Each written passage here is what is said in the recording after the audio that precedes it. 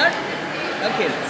So today I'm here with Professor Brunet, as a PhD, and he is there he teaches there in the University of Windsor, Canada.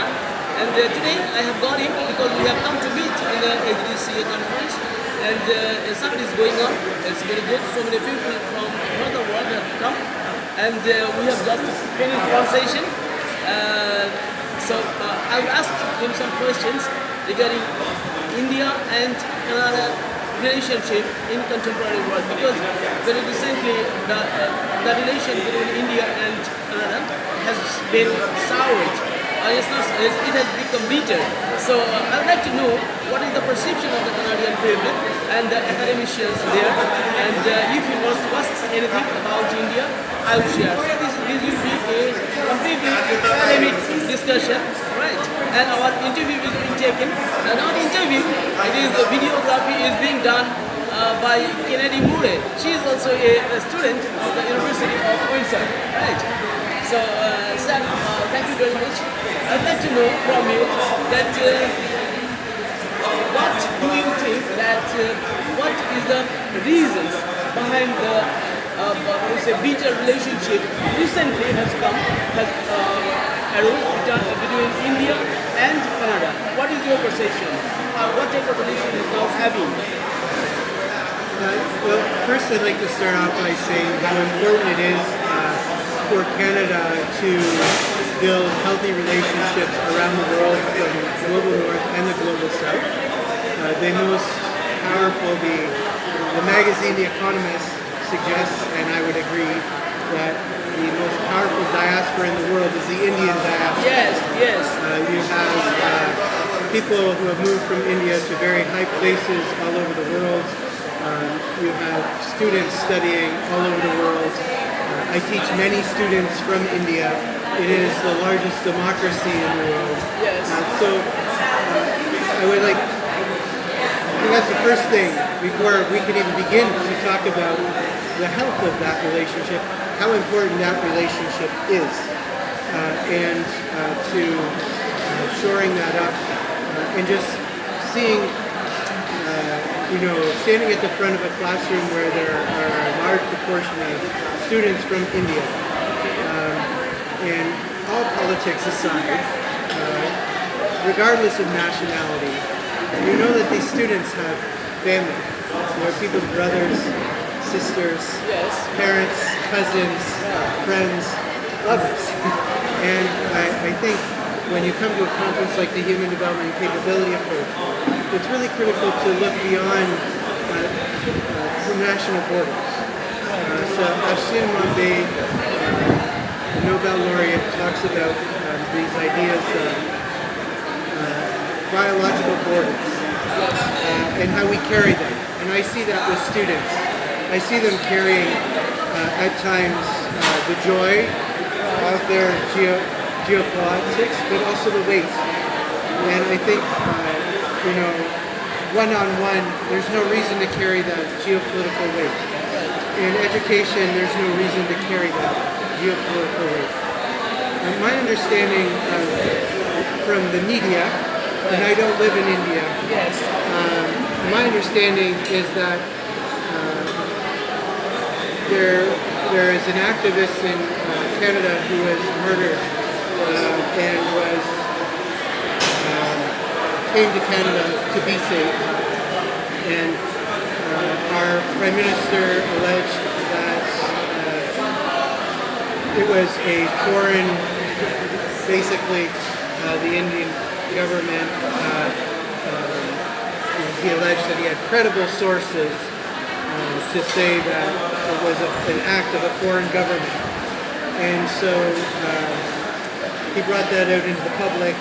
Obviously, India didn't like that allegation, and I can't verify it. I'm not close to the Prime Minister. We don't talk. Yeah, I do. I'm not very close to the Prime Minister. But actually, what I have seen from media, we have seen that some people from Sikh community, they are in Canada. They are playing football with Indian national flag.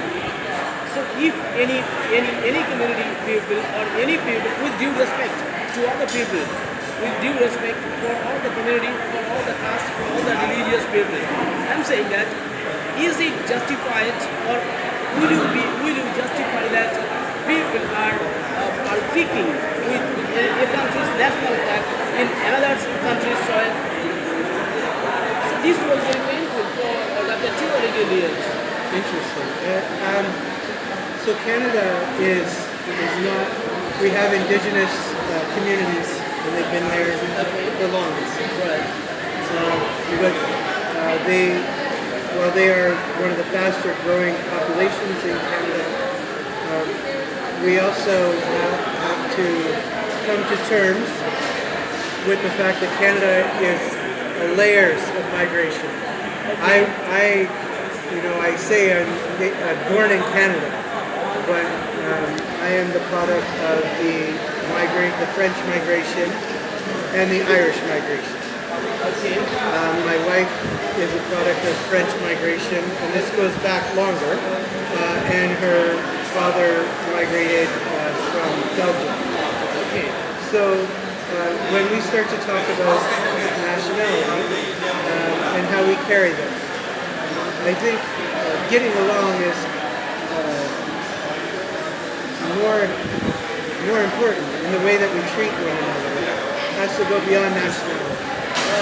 As somebody who's had the opportunity to grow up in one of the largest economies in the world, despite our very small population. What is your population size? About 40 million. 40 million. 40 million, but here it's 1.42 billion. It's a few cities here. And yet our population is spread out over a very large land. Yes. We have lots of resources. Yes. Lots of natural resources. Yes. And we, like many of the strongest economies in the world, as Amartya Sen pointed out, make armaments for people around the world, as does the U.S., as does France. And so, while we're known as a peaceful country, we make armaments that people use to go into other countries. Yes. And so there's a bit of a disconnect there. At the same time, we live next door to a very powerful country. Some might argue the most powerful country in history. In the world. Yeah. USA. Waning. I would say that power is waning in that other countries are now, they have more knowledge, they have more power, and so that is, power is increasingly, in my view, put into question. The formation of BRICS, Brazil, Russia, Yes. India, China, and South Africa. Those are very large, important countries in the world. Yes. And I think, whereas the Americans used to play the international police on many things. Yeah, yesterday I was studying that how U.S. hegemony spreads across the world. They have many tactics for creating hegemony in the world. Global hegemony they have created. And still there are so many tactics, otherwise methods. Suppose cultural hegemony, the political hegemony, military hegemony, economic hegemony, sanction hegemony in the name of democracy and human development. So as is being described by the United States of America, I mean, they are, yes, very rightly you have pointed out that the United States of America is the world police, the global police. They were acting like that. But due to their economy, because the United States of America is having $26 trillion economy, while China is now in the second position, is probably $18 trillion economy, while Japan and Germany are ahead of us, and we are the fifth largest economy with now $3.76 trillion economy. Though it's small in comparison to the United States of America, but still India is growing, and India's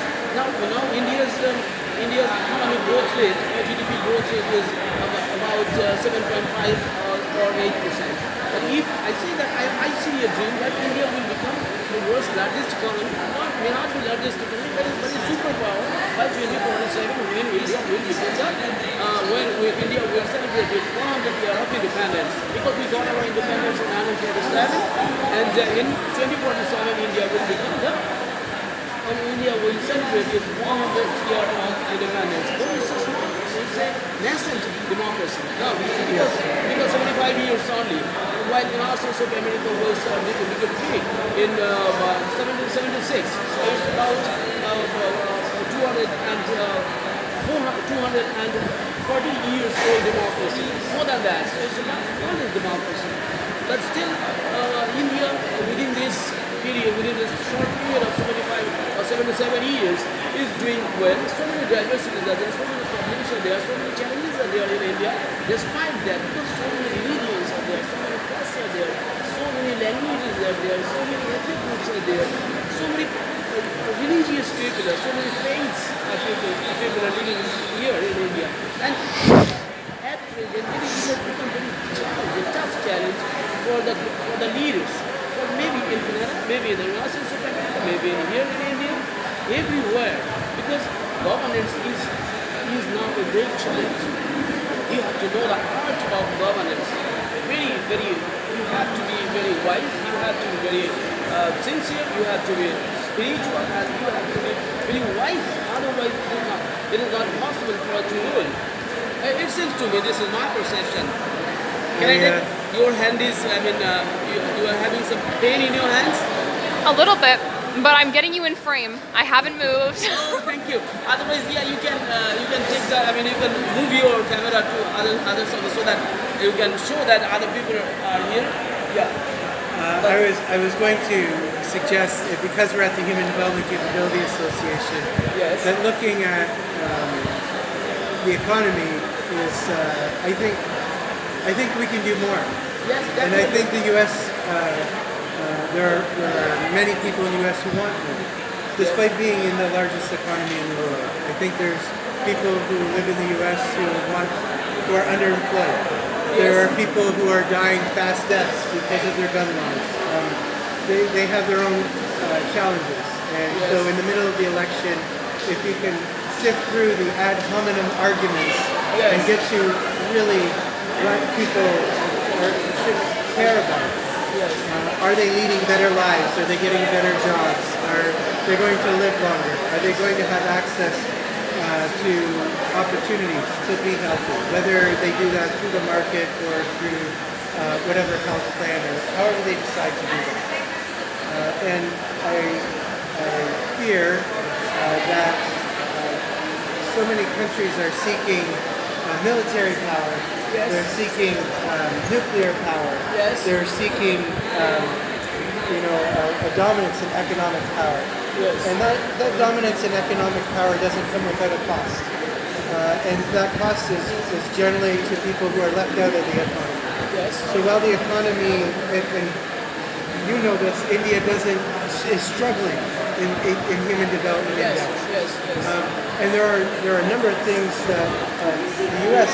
struggles with. There are a number of things that Canadians struggle with. And so maybe as academics and as people who are looking at these researchers, maybe we should be looking at this beyond nationality. Yes, definitely. Who are the I also people think so. who are struggling the most? And then provide them with opportunities. I heard an interesting concept in one of the presentations where they talked about the public good. Public goods. How can we offer people public goods? And I'm very interested in doing that at an international level, because then where governments fail, then we have international public goods to come in. And not just the wealthiest country looking to shore up their political interests, but people who care about brothers, sisters, moms, fathers, their friends, their wives, who generally care about humanity in ways that are going to be productive. So I better leave that there. Okay. I hope that was helpful. Thank you. Thank you very much.